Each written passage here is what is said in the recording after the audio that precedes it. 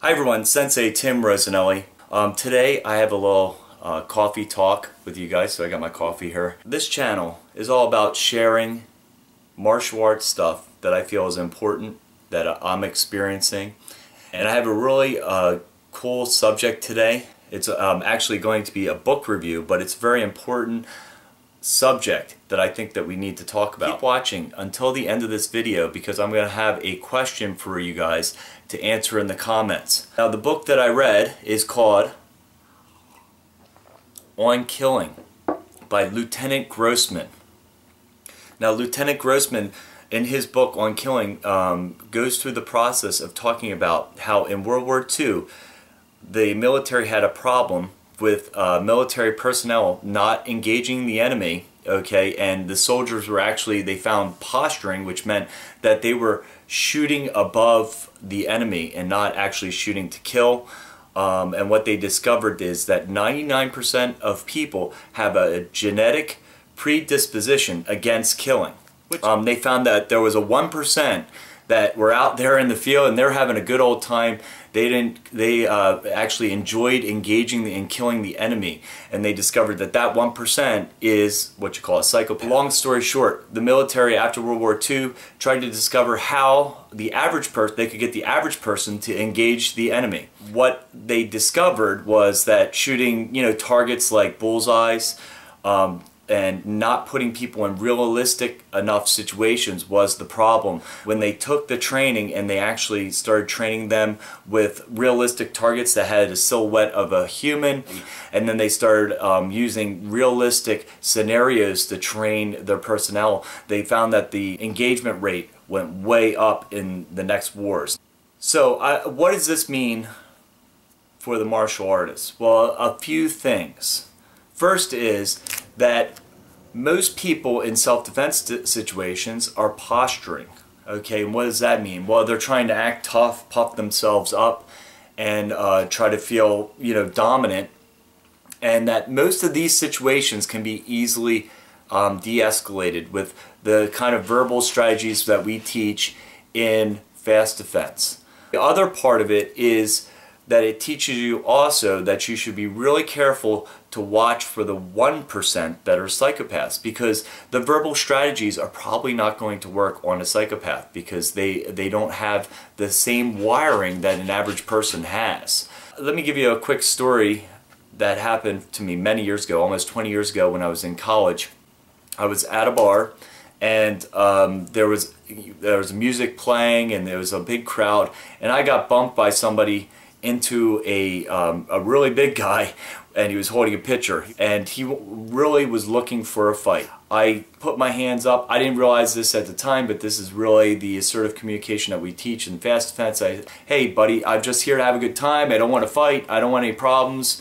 Just leave me alone. And I did that once. I walked away from him. He kind of followed me, tried again. I did the same thing. And what I actually found was that people actually jumped to my defense when I did that. So that's a really important thing to note about how the whole fast defense, verbal defense works. I actually, in this situation, I had some other people in the crowd, tell him that, hey, he doesn't want any problems, leave him alone. In this case, it was his girlfriend saying, hey, stop being a jerk, he doesn't want any problems, it was just an accident. After the situation, I decided to leave the place and go somewhere else. This same guy started a fight, and it turned into this huge brawl at the bar that included bottles, and people were severely cut, had to go to the hospital. And because I did the proper verbal defense, I was able to get out of that situation, had the awareness to know that this was not going to end with just me, and I walked out and I was, safe along with some of my friends. The other part, and this has to do with training self-defense. A lot of people,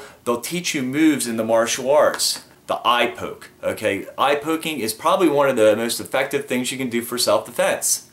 But the problem with it is that you can teach somebody to use an eye poke, but people have that genetic predisposition not to use it. They don't want to hurt somebody. It's really hard for them to imagine taking their fingers and poking it in somebody's eyes.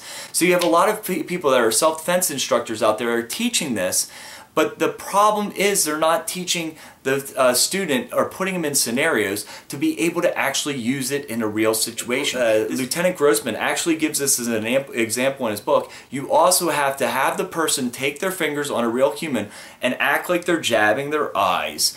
He said even in some cases they would hold things over their eyes so you could actually get the sensation of sticking your finger into the somebody's eyes. Also, the person has to be, the attacker that's getting poked in the eyes, it makes it more effective if they act like they're actually getting in pain and squirming and screaming and things. Now, if you're squirming in your seat just thinking about that, that just shows that you haven't went through the proper training to be able to use this at the proper time. Now, with the fast defense, we put on a full body armor so that we can put you in real self-defense scenarios where you actually we have a mask and you actually go through the action of poking us in the eyes, which gets people over this genetic predisposition. I find in the fast defense that most people that go through a lot of people that go through the fast defense, they're very resistant to the a groin shot. It takes a little bit of practice to actually get over that resistance. So remember, your training needs to be as real as possible. So a few things. First off is I'm going to go more in detail about this at my blog. So if you want to read more about this, go to my blog. I'm going to post a link below to the blog. Also, I have a question for you guys, and you guys can always comment below about this. I want to hear, how do you make your self-defense training as real as it can be so that it will help you or help your martial arts work in a real self-defense situation. Also, if you guys are interested in the book, I'm going to post a link in the description of the book. It's called On Killing, Lieutenant Grossman.